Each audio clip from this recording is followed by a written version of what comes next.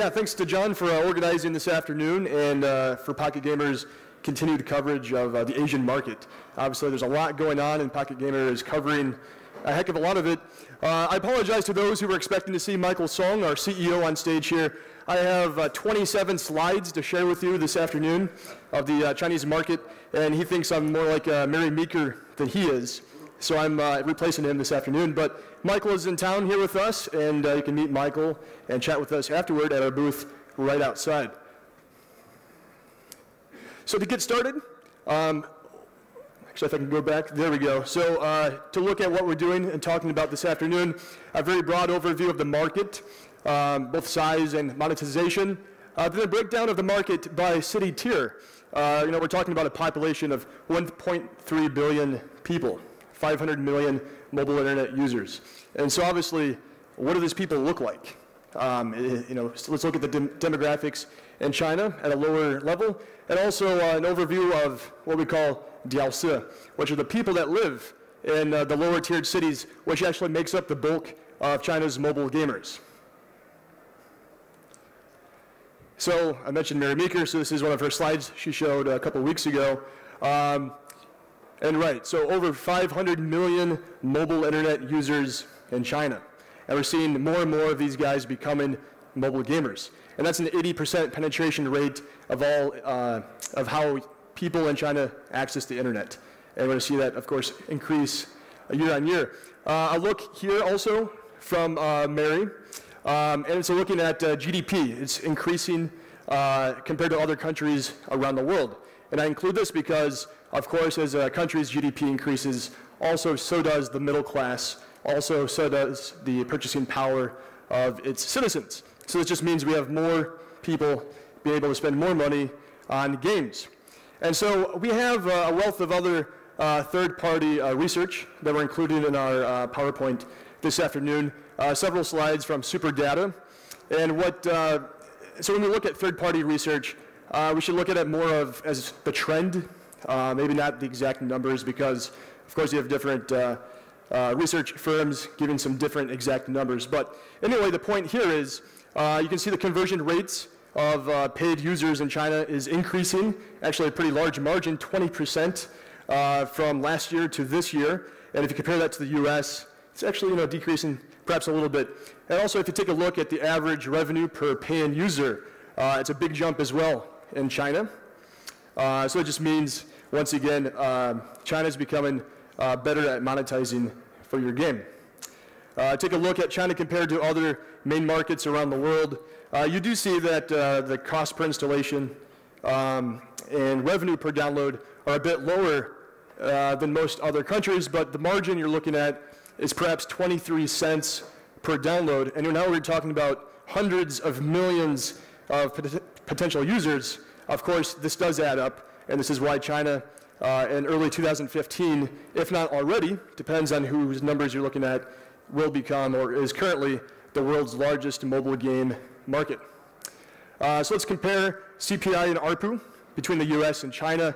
It's kind of funny what it does here on this graph, but essentially what it's saying is the CPI and ARPU of January 2013, the ARPU did increase a little bit, and then the CPI did decrease, which is great. It means you guys are making money.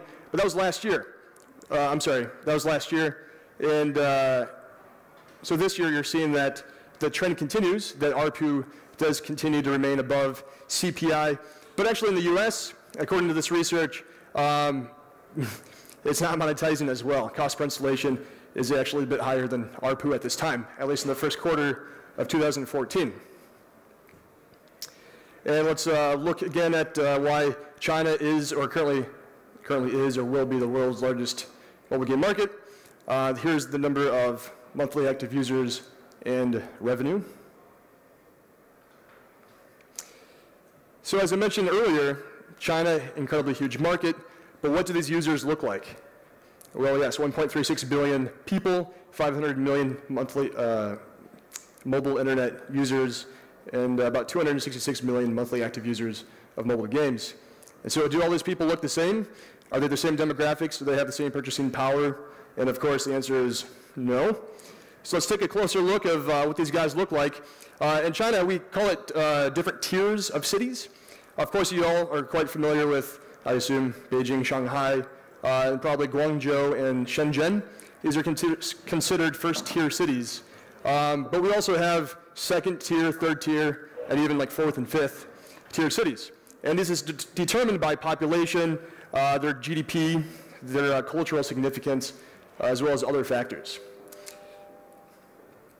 And so maybe this provides you an insight you haven't seen before, and you haven't really thought about at least, is that when you look at third-tier cities and below, that's really the bulk of Chinese mobile gamers.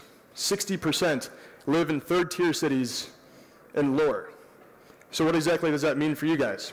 Well, we'll discuss that a little bit later. Also, third-tier cities and below are the fastest growing. As you see, 27% annual growth of the daily sessions that these users partake in. You know, it's a fantastic sub-market in China. Here's just an insight on Android devices versus iOS. The key trend here is that, of course, third-tier cities will have more of these Android devices, and of course are more popular than iOS. That's typically because folks in the third-tier cities and lower cannot really afford an iPhone unless they're selling their liver. I think you've heard stories like that before. Not funny, okay. And so what's very interesting in China is, well, worldwide, of course, the #1 selling Android phone, Samsung. Same case in China. But besides Samsung, the other top phones, they're homegrown. Looking at Lenovo, Huawei, Xiaomi, Coolpad. And so there's actually hundreds of OEMs in China. And so companies like ours actually does partner with each of those for pre-installs with our App Store. But we'll chat about that in a little bit later.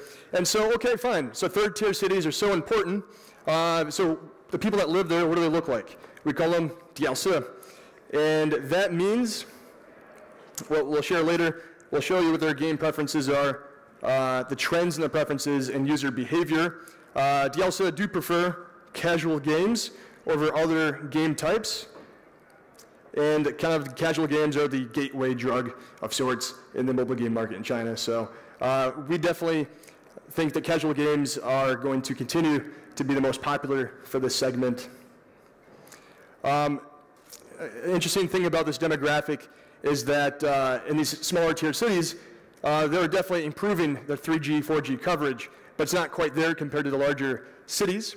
And so we need to be careful about the size of the packets of our games that we do distribute.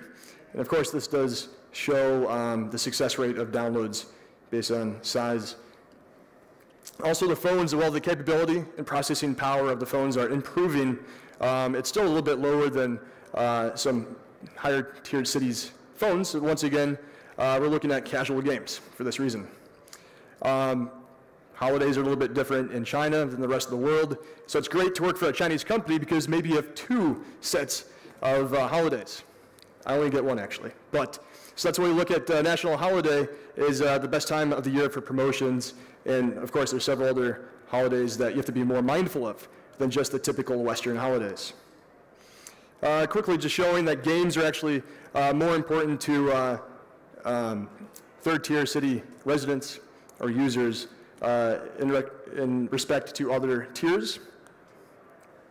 And so, okay, so let's look at the third-tier cities, the diaosi. It sounds like maybe they don't have a whole lot of money, right? Because generally, they're not as well educated as those in the larger cities, and so the jobs that they have are typically not as, does not allow them to be so wealthy. So can they monetize? Do they spend money on games? And here's a cultural aspect of the diaosi. Actually, the answer is yes. They definitely do monetize. And the reason is they have so few options for how to be entertained, to how to relax, for how to have fun. And so movies in China are about $10, $10 US. It's out of the budget. To go to the bar, out of the budget. And so games are actually a great way for diaosi to be entertained. And secondly, there's a lot of mechanics in games in China that allow its users to what we call a show face. So for example, you can treat your friends to in-app purchases, or you can be a VIP member, which kind of allows you to have a supposed higher social ranking. And so, yes, Diaosa definitely do monetize. And so SkyMobi, I haven't introduced much about us, but we do have the Maopao App Store, which is pre-installed on about 40% of Android phones sold today in China. So that's about 400,000 new users that we add every day, for a total of 147 million users, about 25 million monthly active users. And we do partner with the Chinese OEMs, so that's how we're so prominent in the third tier in lower cities. 30,000 local stores of China Unicom, China Mobile also pre-install our games. And we do have 70+ distribution channels, including all the leaders in the space like Tencent, Qihoo, and Baidu. Must have been a very happy day for Michael. And yeah, thanks a lot, guys.